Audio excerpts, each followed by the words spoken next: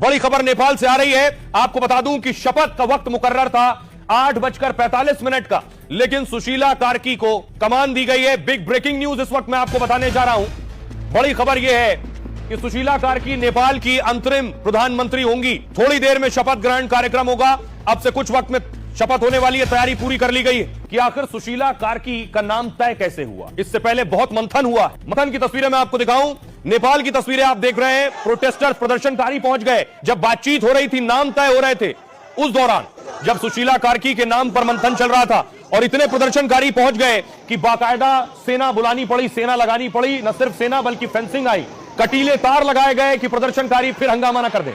सुशीला कार्की के नाम पर मोहर कैसे लगी, खुद आर्मी चीफ पहुंचे थे। आर्मी चीफ की मौजूदगी में यह बैठक हो रही थी और इस बैठक में कई बड़े नेता मौजूद थे। आर्मी चीफ के अलावा आपको बताऊं, वहां मौजूद थे राष्ट्रपति और आर्मी चीफ। ये राष्ट्रपति हैं नेपाल के और ये आर्मी चीफ। इनकी मौजूदगी में यह तय हुआ कि नेपाल की वक्ती कमान अब सुशीला कार्की संभालेंगे। अगली तस्वीर मैं आपको दिखाऊं, ये सुशीला कार्की है जिनके हाथ में नेपाल की बागडोर होगी। जेनजी चाहते हैं कि सुशीला कार्की अब उनके देश में जो स्थिति है वो संभाले। तो नेपाल में जेनजी ने तख्ता पलट किया। उन युवाओं ने जो 13 से 28 साल के थे। देखिए उनकी नई पीएम कौन होंगी। नेपाल में जेनजी क्रांति के बाद बैठकें चली हैं। पीएम ओली के इस्तीफे के बाद अंतरिम पीएम पर चर्चा हुई। 48 घंटे बीत जाने के बाद भी सहमति नहीं बन पा रही। कल देर रात तक बैठकों का दौर चला है, लेकिन किसी नाम पर सहमति नहीं बन सकी। कभी सुशीला कार्की का नाम रेस में आगे हो जाता था, फिर दूसरे गुट समर्थक और उनके नेता अड़ जा रहे थे, नहीं इनका नाम ठीक नहीं। राष्ट्रपति भवन के बाहर घीसिंग समर्थकों ने नारेबाजी की, जो दूसरा गुट है।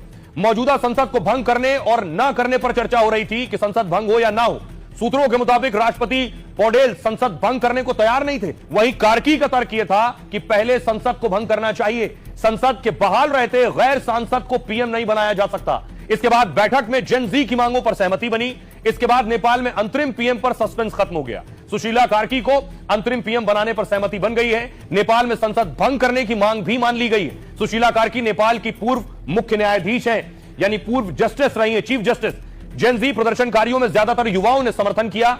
7 जून 1952 को नेपाल के विराटनगर में इनका जन्म हुआ।